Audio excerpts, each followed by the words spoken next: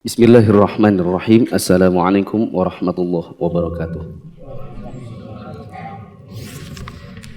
Alhamdulillahi rabbil alamin. Wassalatu wassalamu ala ashrafil anbiya'i wal mursalin wa ala alihi wa ashabihi ajma'in. Jamaah yang dirahmati Allah, kita bersyukur kepada Allah pada malam hari ini bisa kembali melanjutkan kajian ensiklopedi sholat jilid yang pertama.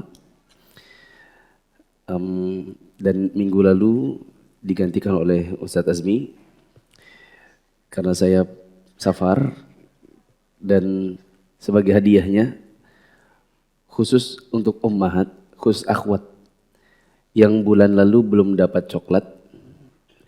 Coklatnya ada di istri saya di belakang, nanti hanya untuk ummahat. Karena katanya di bulan yang lalu banyak yang tidak dapat. Silakan kenalan dulu sebelah kanan kirinya. Kenalan bukan salaman ya. Salaman beda sama kenalan.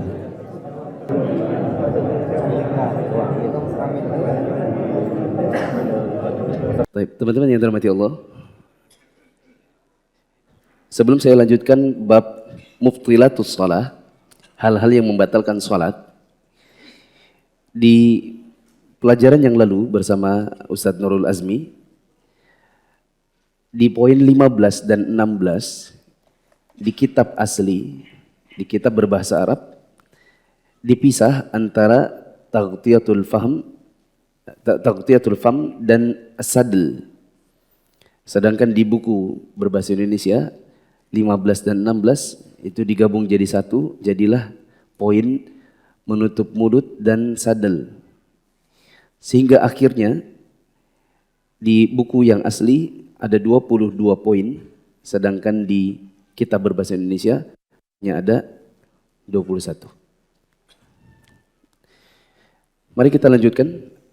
Pembahasan berikutnya adalah shalah, yaitu hal-hal yang dapat membatalkan salat. Untuk menghemat waktu kita dengar membacakan bahasa Indonesia, yang lain usahakan simak bahasa Arabnya. Silakan. Yang kedua, hal-hal yang membatalkan sholat. Beberapa hal berikut ini dapat membatalkan sholat dan wajib menggantinya, baik dalam bentuk ucapan maupun perbuatan. Yang pertama, berbicara dengan sengaja. Hal itu didasarkan pada hadis Zaid bin Arqam radhiyallahu anhu. Dia bercerita, kami pernah berbicara dalam sholat. Seseorang berbicara dengan temannya yang berdiri di sampingnya dalam sholat, sehingga turun ayat wa qumu lillahi qanitin. Kemudian kami diperintahkan untuk diam dan dilarang berbicara. Juga didasarkan pada hadis Muawiyah bin Al-Hakam radhiyallahu anhu yang di dalamnya disebutkan, Inna hadhihi salata la yasluhu fiha syai'un min kalamin nas, innama huwa tasbih wa takbir wa qiraatul Qur'an. Yang artinya, sesungguhnya sholat itu tidak boleh dicampuri dengan omongan manusia, melainkan hanya berupa tasbih, takbir, dan bacaan Al-Quran. Serta pada hadis Abdullah radhiyallahu anhu, dia menuturkan, kami pernah mengucapkan salam kepada Rasulullah SAW yang sedang mengerjakan sholat, lalu beliau menjawab kami. Setelah kami kembali dari Najasyi, kami mengucapkan salam lagi kepada beliau, tetapi beliau tidak membalas salam kami. Kemudian kami kemukakan, wahai Rasulullah, kami dulu mengucapkan salam kepadamu dalam sholat, dan engkau menjawab kami. Maka beliau menjawab, inna fi sholati suqla, yang artinya, sesungguhnya di dalam sholat itu terdapat kesibukan. Ibnu Al-Munzir radhiyallahu rahimahullah mengatakan, mereka bersepakat bahwa orang yang berbicara secara sengaja di dalam sholat, sedang dia tidak menghendaki perbaikan sesuatu apapun dari urusan sholat, maka sholatnya batal. Nah, hal yang pertama yang membatalkan sholat adalah bicara dengan sengaja. Teman-teman mungkin bisa kasih stabilo di kata-kata sengaja. Artinya kalau tidak sengaja, maka insya Allah tidak batal sholatnya. Dalilnya adalah beberapa dalil yang sudah disebutkan tadi. Firman Allah Ta'ala, wa qumu lillahi qanitin. Berdiri ke hadapan Allah di dalam salatmu dengan khusyuk. Kemudian Nabi SAW mengatakan, inna hadhihi salata la yasluh fiha syai'un min kalamin nas. Bahwa salat itu adalah amal ibadah yang tidak seyogianya, tidak selayaknya di dalamnya ada perkataan-perkataan manusia, kecuali sebatas tasbih, takbir, dan membaca Al-Quran. Ini semua menunjukkan bahwa kita dilarang untuk berbicara di dalam sholat. Tadi disebutkan ada kata-kata sengaja, maka ini menunjukkan bahwa tidak sengaja atau belum tahu hukumnya, maka sholatnya sah. Apa dalil bahwa kalau dia bicara secara tidak sengaja atau karena dia tidak tahu hukumnya, itu tidak membatalkan sholatnya? Dalilnya adalah ketika di dalam suatu pelaksanaan sholat ada orang bersin, kemudian dia mengucapkan Alhamdulillah. Muawiyah bin Al-Hakam menjawab Alhamdulillah itu dengan apa? Yarhamukallah. Sebagaimana memang kita dituntunkan kalau ada orang bersin kemudian dia mengucapkan Alhamdulillah, kita disuruh jawab Yarhamukallah. Tapi ini kasusnya di dalam salat. Muawiyah bilang Yarhamukallah. Maka orang-orang kemudian melihat dengan pandangan tajam kepada Muawiyah. Dipelototi seperti itu, maka Muawiyah bilang, semakin bicara dia, apa kalian lihat-lihat? Kenapa? Sambil lihat orang-orang pada melototi dia. Tambah dia bilang, kenapa? Apa lihat-lihat? Orang semakin bukan cuma sekadar melotot, tambah memukul paha-paha mereka. Setelah selesai, baru kemudian Nabi SAW tegur perbuatan Muawiyah dengan kalimat yang ada di sini tadi. Inna hadhihi shalah la yasluhu fiha syai'un min kalamin nas. Sesungguhnya salat ini amal ibadah yang tidak seyogianya ada di dalamnya perkataan manusia. Dan di dalam teguran Nabi SAW yang disalahkan adalah perkataan Muawiyah yarhamukallah, ditambah lagi apa kalian lihat-lihat. Sedangkan yang mengucapkan Alhamdulillah Nabi tidak tegur. Dari sini bisa diambil kesimpulan, boleh dicatat dekat-dekat situ. Satu, bicara tanpa sengaja atau tidak tahu sah. Karena Muawiyah setelah ditegur oleh Nabi karena mengucapkan yarhamukallah, ditambah lagi dengan kenapa? Ya. Kenapa kalian lihat? Itu kan semua perkataan manusia biasa. Maksudnya bukan bacaan sholat. Setelah Nabi tegur karena perkataannya yarhamukallah dan kenapa kok kalian lihat-lihat? Nabi tidak menyuruh Muawiyah untuk mengulang sholatnya. Nabi tidak menyuruh siapa tadi? Muawiyah untuk mengulang sholatnya. Tapi teman-teman tolong diingat, ini bukan Muawiyah bin Abi Sufyan. Ini Muawiyah bin Al-Hakam As-Sulami. Orang yang sama yang pernah menampar budaknya karena budaknya tidak menjaga kambing-kambingnya hingga diterkam serigala. Kemudian dia jengkel, dia lapor kepada Nabi. Nabi bilang, coba panggil budaknya. Kemudian Nabi tanyai, Aina Allah? Di mana Allah?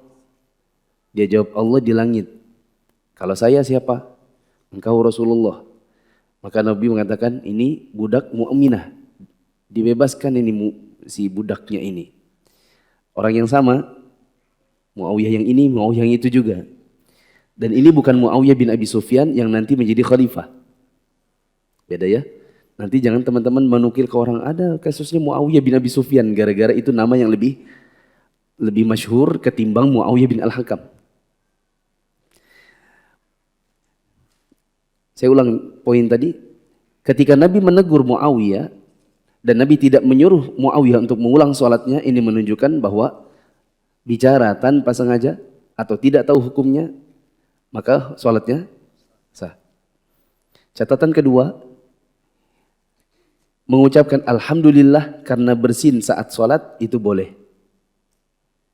Karena yang ditegur Nabi cuma Muawiyah. Kalau memang tidak boleh, harusnya yang Nabi tegur adalah yang bersin duluan. Misalnya Nabi bilang, kamu juga yang bersin tadi, kenapa kamu alhamdulillah? Gara-gara kamu makanya Muawiyah bilang, yarhamkallah. Yang ditegur oleh Nabi hanya Muawiyah yang menjawab, yarhamkallah. Sedangkan yang bersin yang mengucapkan alhamdulillah, dia tidak ditegur oleh Nabi. Ini menunjukkan kalau kita sholat dan kita bersin, maka alhamdulillah itu tetap diperbolehkan, tetap berlaku. Tapi tidak usah dijawab, yarhamukallah. Kita lanjut ke poin kedua. Yang kedua, tertawa dengan suara yang terdengar oleh si pelaku sendiri atau orang lain dalam sholat. Tertawa itulah yang disebut dengan kohkohah atau terbahak-bahak.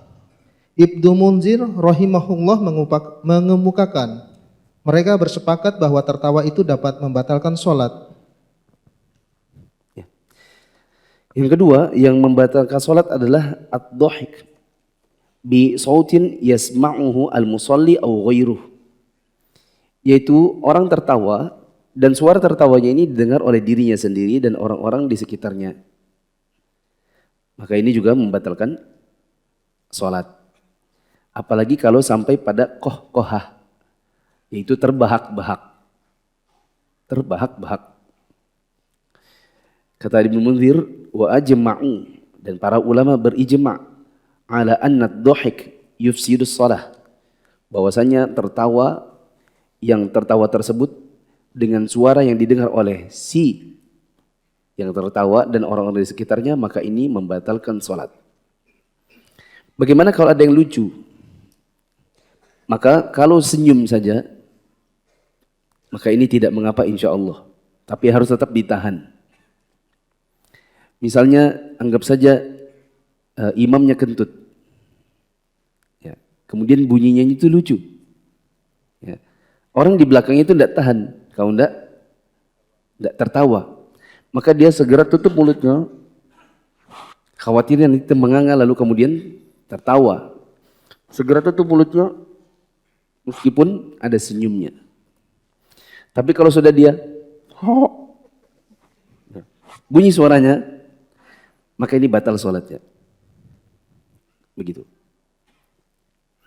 Saya teringat pernah dulu waktu di kampus, waktu Jumatan ada imam, itu handphonenya tidak dimatikan. Bunyi ringtone zaman dulu, balonku ada 5 tapi ala Arab gitu. Ya, kayak kasidah Arab gitu. Kata dia, hampir saya ketawa. Kalau saya tertawa, ya, bisa apa namanya? Buyar itu Jumatan. Begitu. 3. Ketiga dan keempat, makan dan minum. Kalau di buku yang asli, ketiga adalah al-akl sendiri dan yang keempat minum sendiri. Sedangkan di buku bahasa Indonesia digabung. Lanjut. Ibnu Al-Munzir rahimahullah mengatakan, mereka juga bersepakat bahwa orang yang makan dan minum ketika sedang sholat wajib secara sengaja, maka dia harus mengulanginya. 6. Makan secara sengaja. Makan secara sengaja. Boleh dikasih contoh. Contoh, ada bekas daging nyelip di gigi, kemudian jatuh di lidah waktu sedang sholat, kemudian ditelan, maka ini membatalkan sholat. Adapun orang sambil sholat sambil minum, ini sepertinya kita tidak pernah lihat. Pernah lihat? Ada orang sholat sambil makan, kayaknya kita belum pernah lihat. Tapi orang sambil sholat terus dia mainkan lidahnya karena ingin meraih itu daging rendang jatuh-jatuh, ujung-ujungnya ternyata jatuh di lidah, kemudian biasanya dia apakan? Kalau dia tidak tahu ditelan. Nah, menelannya ini membatalkan sholat. Tapi tidak boleh diludah ke depan. Gitu. Yang boleh dilakukan adalah diambil pakai tangan atau diludah ke kantong. Atau kalau kita pakai selendang, maka kita masukkan di selendang. Kok selendang? Sorban ya. Begitu. Adapun diludah ke depan, maka ini terlarang. Sedangkan ditelan membatalkan sholat. 5. Yang kelima, membuka aurat dengan sengaja. Sebab di antara syarat sahnya sholat adalah menutup aurat.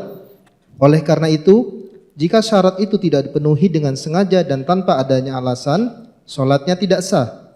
Sudah berlalu penjelasan tentang syarat-syarat sah sholat. Salah satunya adalah menutup aurat. Maka kebalikannya, apabila ada orang tidak menutup aurat secara sengaja, maka batal sholatnya. Beri catatan di dekat poin ke, di situ poin ke berapa? 5. Kelima. Oke. Oh, memang poin kelima ya? Tadi 3, 4. Oh, 3. Di situ tulisnya 3 dan 4 gitu ya langsung. Oh ya. Oke. Beri catatan di dekat poin kelima itu. 1.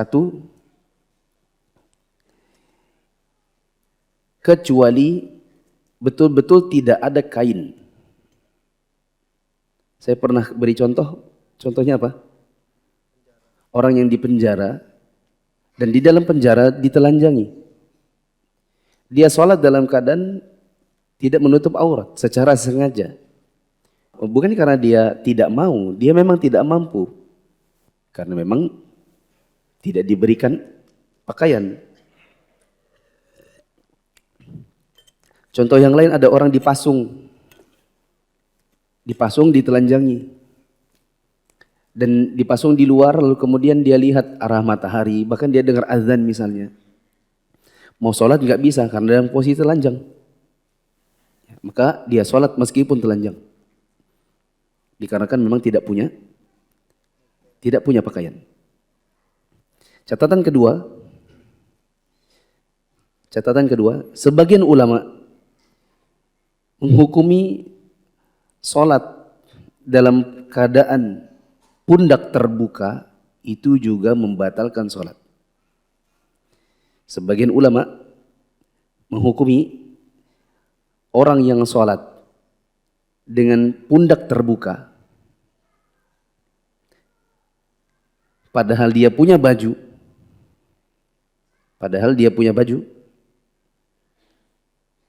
maka batal sholatnya. Sebagian ulama yang lain menganggapnya makruh. Sebagian ulama yang lain menganggapnya hanya makruh. Contoh dari kasus kedua ini, misalnya ada orang sholatnya di rumah.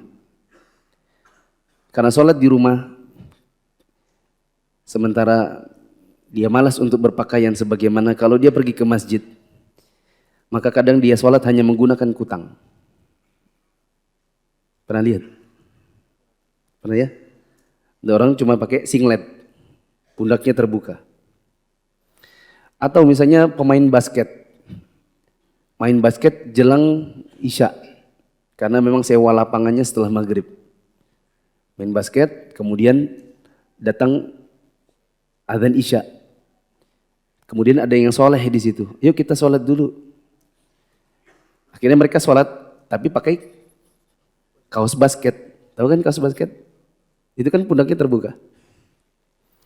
Contoh yang lain, setelah selesai tawaf, karena di tawaf itu bagi orang yang menggunakan ihram atau memang sedang dalam keadaan ihram, maka dia disunnahkan untuk membuka ketiak kanan, membiarkan pundak kanannya terbuka dan melewatkan kainnya lewat ketiak kanan.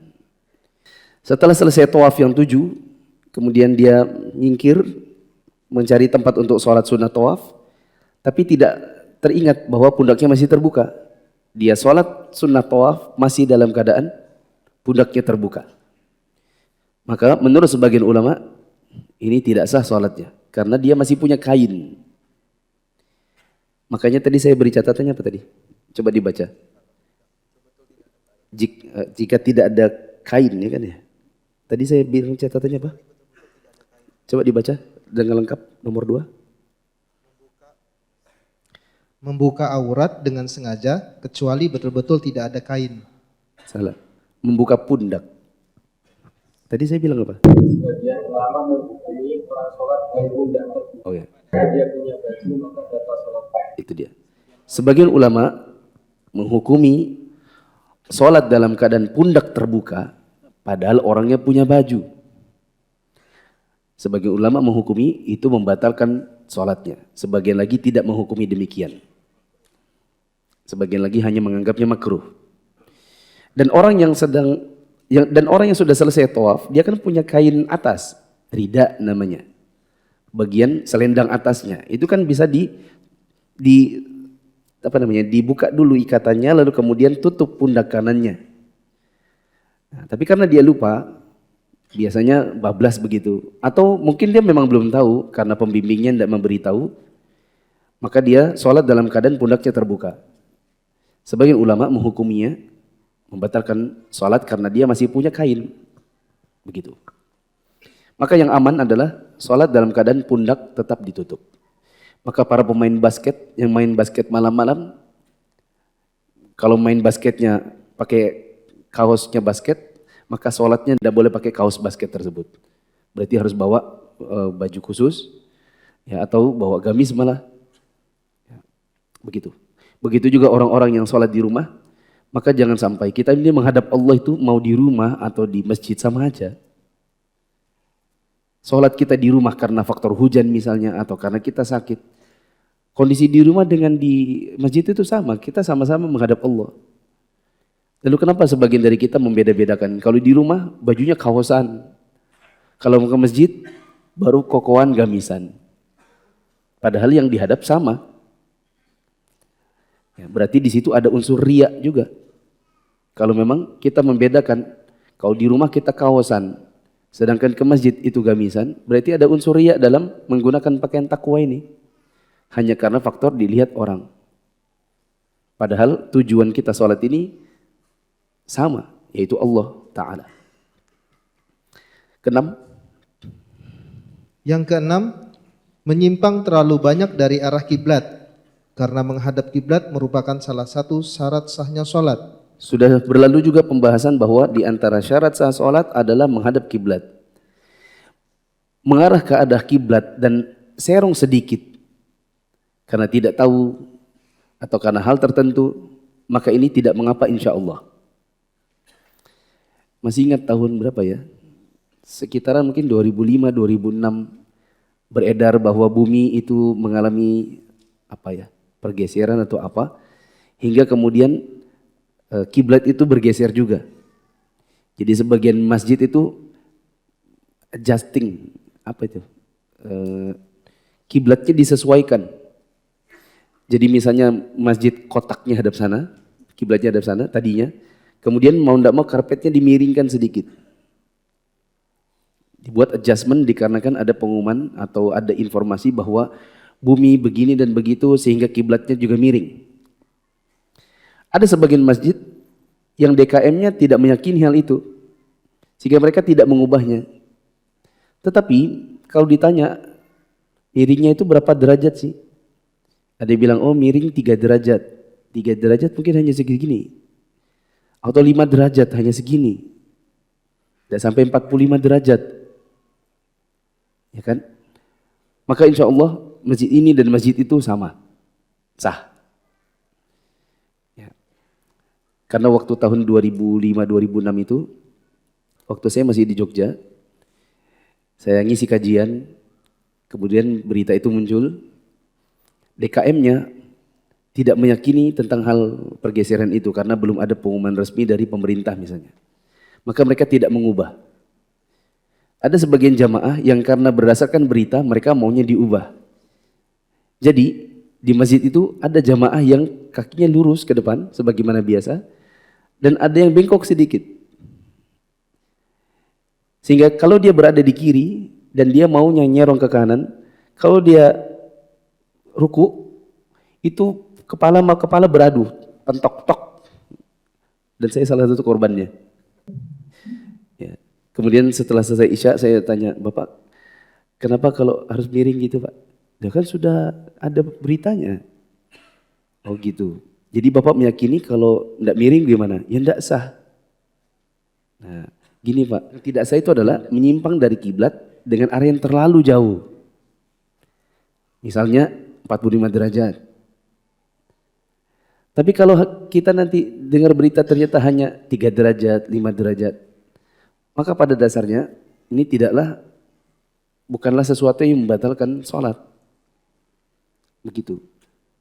Lagi pula, urusan sholat itu termasuk di antara urusan yang diatur oleh ulil amri. Jadi kalau misalnya ulil amri bikin arah sholat, jadwal sholat, kemudian di Indonesia kan ada namanya sertifikat kiblat, ya tidak? Ya tidak? Tidak tahu. Kalau misalnya ada mall bikin musola untuk meyakinkan bahwa kiblatnya sudah sesuai, kadang lapor sama Kemenak lalu diukur, lalu nanti dapat piagam. Ya, isinya adalah bahwa ini ibaratnya sudah dikalibrasi. Sudah dikalibrasi oleh Kemenak dan bahwa kiblatnya sudah benar. Ya. Maka ini sebenarnya bisa diatur oleh ulil amri. Tidak setiap dengar berita langsung diubah, dengar berita langsung diubah. Belum lagi nanti kan berita itu hanya berita, butuh penelitian terlebih dahulu. Nah, yang ketujuh? Yang ketujuh, melakukan gerakan yang cukup banyak dan secara berturut-turut tanpa ada keperluan. Termasuk di antara pembatal sholat adalah gerakan-gerakan yang sia-sia, yang kata penulis al-kathir al-mutawalli li ghairi darurah. Banyak, berturut-turut, tidak ada daruratnya. Adapun misalnya seseorang sholat di hutan, kakinya banyak nyamuk, nyamuk hutan menggigiti kakinya, jadi kakinya itu sedikit-sedikit ngangkat garuk atau menghalau nyamuk-nyamuk itu. Ya. Atau dia sholat kemudian nyamuk-nyamuk itu ada di kupingnya, kemudian dia halau sedikit, halau. Nah, atau dia digigit nyamuk, dia lihat ada nyamuk di tangannya, kemudian dia bergerak, dia pencet misalnya itu nyamuk. Ini ada kebutuhan. Adapun orang misalnya sedikit-sedikit dia jam, setelah jam berurutan, lihat lagi talinya, terus lihat lagi atas, terus lihat karpet di jari jempolnya itu dibuat tanda tangan. Ya, dia tanda tangan karpetnya mungkin karena karpetnya masih lembut, masih bisa diukir begitu. Ya. Maka ini bisa membatalkan sholat. Adapun gerakan karena darurat insya Allah boleh. 8. Yang kedelapan, batalnya toharoh atau wudu. Sebab toharoh merupakan salah satu syarat sholat. Yang demikian itu didasarkan pada hadis Abu Hurairah radhiyallahu anhu yang dimarfukannya di dalamnya disebutkan, La tuqbalu sholatu man ahdatha hatta yatawadda'a. yang artinya tidak akan diterima sholat orang yang berhadas hingga dia wudu kembali. Juga pada hadis Abdullah bin Umar radhiyallahu anhuma yang juga dimarfukannya di dalamnya disebutkan, La tuqbalu sholatun bi ghairi tuhur. yang artinya tidak akan diterima sholat yang dikerjakannya tanpa bersuci. Demikian halnya jika seorang meninggalkan salah satu rukun atau syarat sholat secara sengaja dan tanpa adanya alasan yang diperbolehkan syariat, sholatnya pun batal.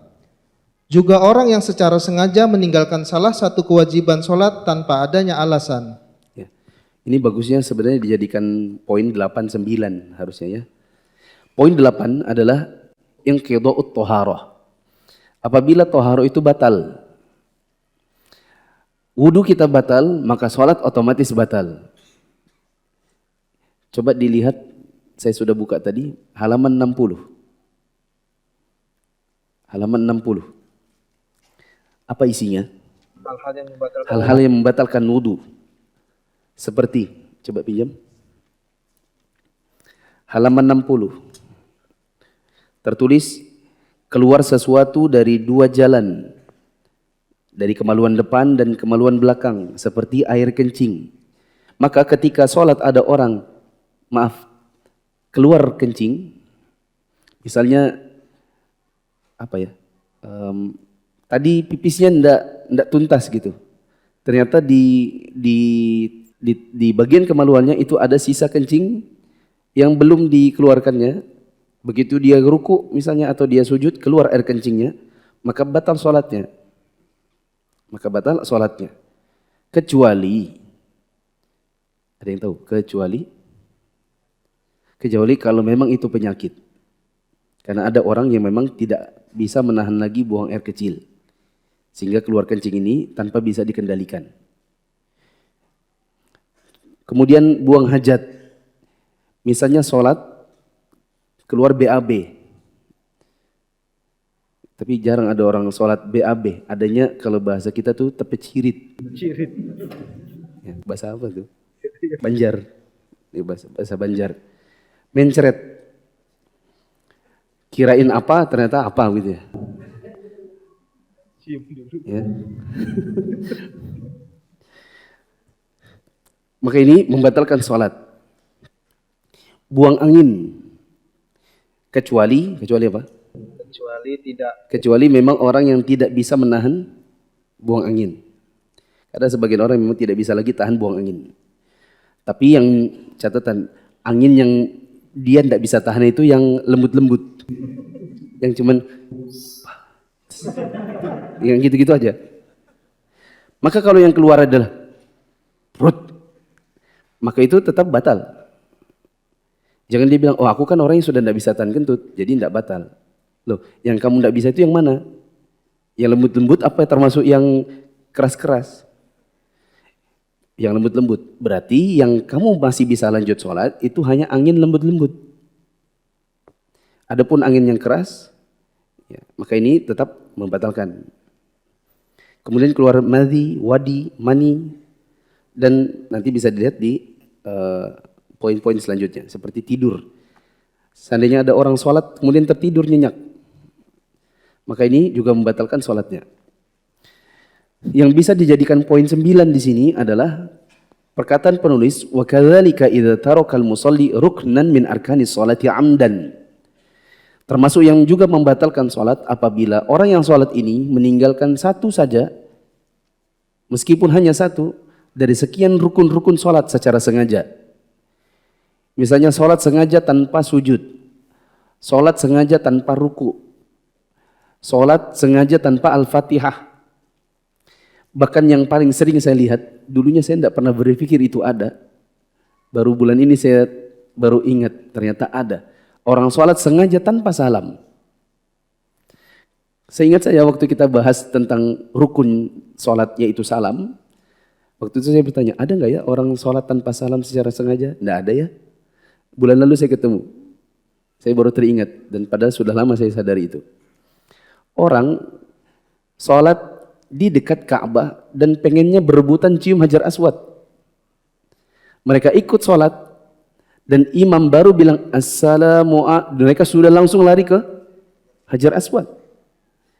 Untuk mencari sesuatu yang sebenarnya hanya sunnah, mereka kerjakan sebuah dosa. Yaitu sholat meninggalkan secara sengaja rukunnya. Ini main-main di hadapan Allah. Meninggalkan sholat secara sengaja. Rukun, satu rukunnya. Bukan karena sebuah kebutuhan. Bukan karena ingin membatalkan sholat. Karena misalnya takutnya anak celaka. Ada tiba-tiba ada gas meledak. Tiba-tiba ada binatang buas. Dia sengaja batalkan sholatnya karena menghindari bahaya. Ini hanya untuk mengejar Hajar Aswad.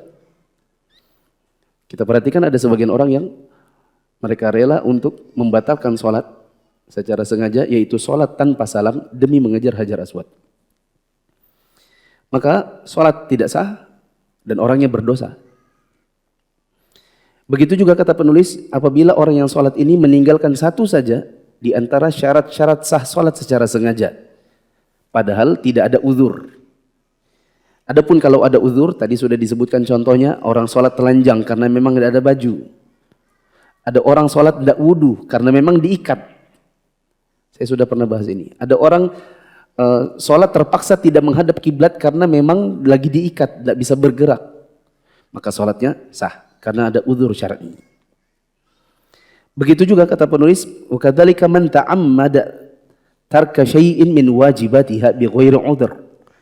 Kalau ada orang sholat dan meninggalkan kewajiban sholat, meskipun hanya satu dari kewajiban sholat itu, ditinggalkan secara sengaja tanpa uzur, maka ini juga membatalkan sholatnya. Apa saja rukun-rukun sholat, apa saja syarat-syarat sah sholat, dan apa saja kewajiban-kewajiban sholat, nanti bisa dibuka kembali di bab yang sudah berlalu. Ada rincian-rinciannya. Silakan ditambahkan di halaman yang kosong. Yang tadi itu dianggap 9 ya. Berarti sekarang yang ke-10. Yang ingat saya kasih hadiah. Kira-kira apa yang ke-10? Membatalkan sholat. Dan saya sampaikan ini 2 minggu yang lalu. Ada yang ingat?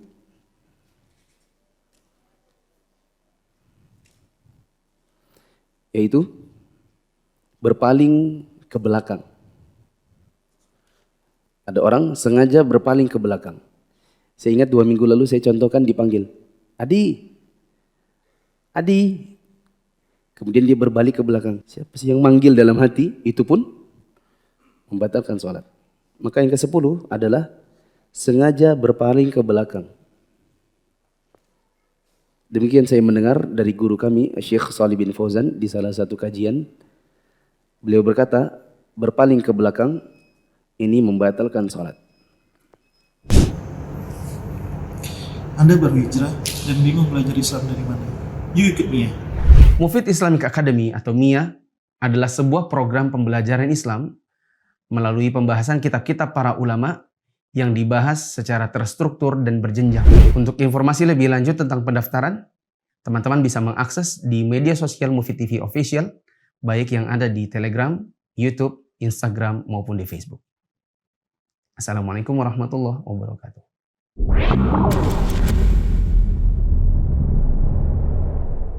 Ikut MIA, belajar agama jadi lebih menyenangkan dan bersumber dari kitab para ulama. Ingin belajar agama secara bertahap? Yuk ikut MIA, belajar secara runut dari kitab-kitab ulama. Mari kita review apa yang sudah kita bahas tadi. Hal-hal yang membatalkan sholat. Yang pertama adalah berbicara dengan sengaja. Kalau tidak sengaja bagaimana jemaah? Tidak apa-apa. Tidak apa-apa atau apa? Sah sholatnya. Apa dalilnya? Dari Muawiyah bin Al-Hakam. Apa katanya? Apa masalahnya? Ketika ada orang bersin, dia ucapkan yarhamukallah. Yang boleh itu apa? Alhamdulillahnya aja. Kemudian ketika dia mengucapkan yarhamukallah, apa yang terjadi? Orang-orang menatapi dia. Apa yang dia lakukan? Dia nanya, kenapa kalian lihat? Dan kalimat apa kalian? Kenapa kalian kok lihat saya? Itu termasuk berbicara dengan pembicaraan manusia di luar dari bacaan sholat secara sengaja. Kemudian setelah selesai Nabi bilang apa? Sesungguhnya di dalam sholat itu tidak seyogianya ada perkataan manusia. Yang Nabi tegur siapa? Muawiyahnya aja.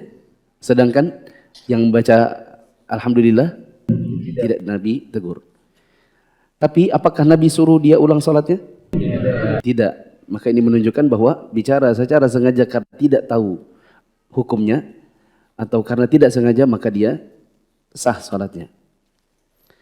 Termasuk diantara yang membatalkan sholat tertawa dengan suara yang terdengar oleh si pelaku dan orang lain. Adapun tertawa itu ditahan karena memang ada yang lucu, dia tahan mulutnya kemudian meskipun bibirnya tersenyum sedikit, maka ini tidak mengapa insya Allah. Makan dan minum. Adapun sengaja makan dan minum sambil sholat ini jarang kita temukan. Yang ada adalah sebagian orang memakan sisa-sisa makanan yang jatuh dari giginya saat sedang sholat. Oh ya, boleh dikasih catatan di situ. di dekat makan dan minum. Adapun menelan ludah, maka hukumnya boleh. Menelan ludah, hukumnya boleh. Saat sholat, menelan ludah. Misalnya ada sebagian orang sholat dan menimbulkan bau yang tidak sedap. Bau ketiak misalnya. Kecut. Sehingga orang di sebelahnya itu, kelenjar liurnya itu bekerja. Mengumpulkan air ludah. Bahkan kadang-kadang sudah banyak di mulutnya baru ditelannya. Ya, dia itu mau menahan tapi saking nggak bisa tahan lagi, ini semakin banyak daripada tahambur itu ludah di depan dia sholat, ditelannya sekalian, maka ini sah sholatnya. Bagaimana dengan menelan dahak? Misalnya karena batuk, misalnya keluar dahaknya. Selama masih di kerongkongan, maka sepakat para ulama sah. Masalahnya adalah kalau keluar lalu ada di atas lidah. Apa hukumnya? Ini ada ikhtilaf ulama. Sebagian ulama menghukuminya kalau ditelan batal, dan sebagian lagi menghukumi tidak batal. Saya pribadi lebih condong tidak batal. Saya pribadi lebih condong kalau ada orang ludahnya keluar di atas lidah, kemudian ditelan kembali, hukumnya sah. Hukumnya sah. Apa dalilnya? Jawabannya karena tidak ada dalil yang bilang itu batal. Apa dalil bahwa nelan ludah kembali itu adalah sah? Jawabannya karena tidak ada dalil yang bilang itu batal. Kalau Anda bilang itu kan kayak makan dahak, tidak sama. Makan minum itu barang luar kita makan. Sedangkan dahak itu adalah bagian dari tubuh yang memang sudah ada di dalam. Makanya ini juga yang disebutkan oleh sebagian ulama ketika masalah puasa, ditanyakan apa hukumnya menelan dahak, hukumnya boleh. Apa hukumnya menelan ludah meskipun dikumpulkan di dalam mulut dalam posisi banyak lalu kemudian ditelan, jawabannya sah. Meskipun itu menjijikkan. Tapi kalau ditanya sah atau tidak sah, jawabannya sah. Yang juga termasuk membatalkan sholat, membuka aurat dengan sengaja. Jadi saya berikan catatan kecuali betul-betul tidak punya kain. Sebagian ulama menghukumi pundak terbuka saat sholat, padahal punya baju, maka ini juga batal. Sebagian ulama yang lain menghukuminya makruh. Yang lebih aman adalah jangan sholat kecuali pundak tertutup. Maka jangan sholat dengan singlet, jangan sholat dengan menggunakan kaos-kaos olahraga yang tidak ada lengannya. Begitu juga orang yang sedang tawaf, setelah dia selesai dari tawaf, sudah selayaknya kainnya ditutup kembali. Karena ittiba, yaitu membuka pundak kanan dan membiarkan ketiak kanan terbuka di saat tawaf, itu hanya sunnah tawaf. Tidak ada di sa'i, tidak ada di sholat sunnah tawaf. Termasuk di antara yang membatalkan sholat, menyimpang terlalu banyak dari arah kiblat, adapun menyimpang sedikit tidak apa-apa. Melakukan gerakan yang cukup banyak dan berturut-turut tanpa darurat atau tanpa ada keperluan, batal wudu, meninggalkan secara sengaja salah satu rukun, salah satu syarat sah tanpa uzur, atau salah satu dari kewajiban sholat. Yang terakhir tadi saya sebutkan, sebagian ulama seperti Syekh Shalih bin Fauzan mengatakan termasuk membatalkan sholat, berpaling ke belakang secara sengaja. Ada pertanyaan? Bila kita melihat saat dia sedikit melihat orang, kita sebagai imam mau tidak? Ini pertanyaannya, bagaimana kalau imamnya sujud lalu kemudian terlihat celengannya? Yaitu bokongnya kelihatan, itu bisa dimasukkan uang koin. Biasanya yang melakukan seperti ini orang yang sholat menggunakan celana jin, kemudian size bokongnya besar, kemudian ketika dia sujud tertarik ke belakang, maka batal sholatnya. Bagaimana dengan makmumnya? Maka makmumnya bisa niat mufaraqatul jamaah, dia memisahkan diri dari jamaah, dia lanjut sholat sendiri karena dia tahu imamnya tidak sah sholatnya. Pertanyaan? Pembatal sholat ya? Bagaimana hukumnya ketika melakukan sholat di dalam kapal yang perjalanannya bisa menempuh berhari-hari, sedangkan kapal tersebut mungkin 10 menit bisa pindah arah kiblat di sholat. Adapun sholat di kapal berkaitan dengan kiblatnya, maka yang terpenting adalah benar saat awalnya. Seperti kita naik Lambelu, apa kalau sekarang Lambelu itu lambe apa? Dia enggak tahu lambelu. Temannya lambelu apa? Kerinci. Kayak sudah enggak ada kayaknya itu. Kambuna. Tahu tua betul? Kapal feri. Dharma feri gitu ya. Kan musolanya di atas. Yang terpenting benar awalnya. Makanya biasanya ABK itu sebelum sholat diubah dulu sajadahnya. Nanti sepanjang kita sholat ternyata dia belok kapalnya, maka tidak apa-apa. Belum pernah naik lambelu? Belum pernah. Di sana kalau kita naik di dek yang atas, sebelum kita sholat itu biasanya ABK duluan, dia bilang diubah dulu, karpetnya digeser-geser. Makanya kadang kita sholat subuh, waktu kita datang ke musola, kiblatnya ada pintu. Waktu zuhur, kiblatnya membelakangi pintu. Ini kok ganti kiblatnya? Jawabannya karena memang ganti arah kapalnya. Yang terpenting benar awalnya. Banyak ya. Terakhir. Jika gatal yang di kemaluan kalau bisa. Jika? Gatal waktu sholat. Gatal. Kemaluan digaruk gatal di kemaluan. Oh, menggaruk. Kemaluan. Apa sih? Menggaruk kemaluan. Ya, karena batak karena gatal. Kemaluannya gatal misalnya karena apalah gatal ya gitu ya. Menggaruknya boleh atau tidak? Selama menggaruknya yang digaruk adalah kain, boleh insya Allah. Adapun memasukkan tangan ke dalam celana, kemudian digaruk, maka ini masuk dalam ranah ikhtilaf. Apakah tangan menyentuh kemaluan itu membatalkan wudhu atau tidak? Bila kita meyakini tangan menyentuh kemaluan secara sengaja itu membatalkan wudhu secara mutlak, berarti jangan digaruk dengan cara memasukkan tangan ke dalam. Begitu. Maka berarti batal juga sholatnya kalau dia lakukan. Kalau kita meyakini, oh saya tidak meyakini menyentuh kemaluan secara sengaja itu membatalkan wudhu. Jadi bagaimana? Tetap jangan. Karena berarti tetap masuk dalam ranah ikhtilaf. Begitu. Lagi pula tidak ada juga orang yang mau begitu kan. Bagaimana kalau kita menggaruk? Otomatis kayak apa sih?